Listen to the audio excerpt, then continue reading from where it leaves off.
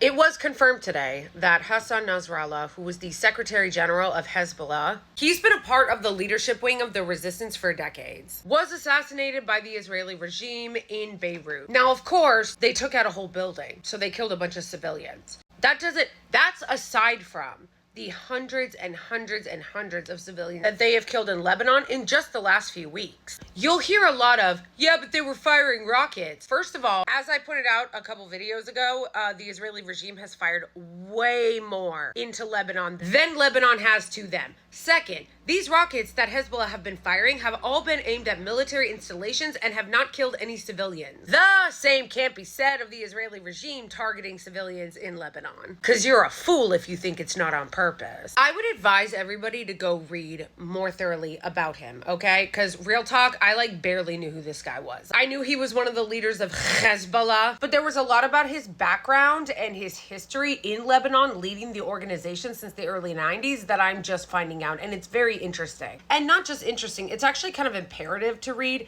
because there's so much lying.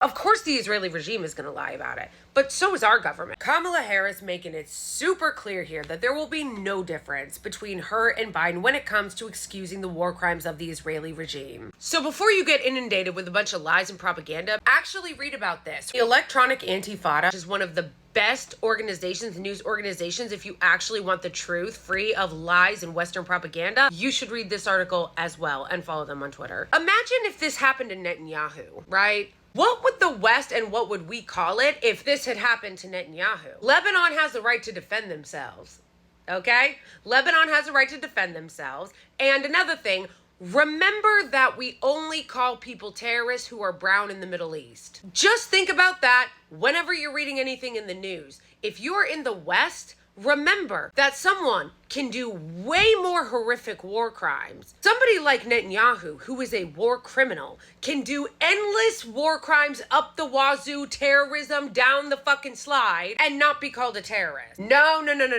Terrorist and terrorism, those are just words that we designate in the West for Arabs. But in any event, what the fuck is going on here? Iran is going to start sending troops into Lebanon? Guys, World War III is not coming. It's here.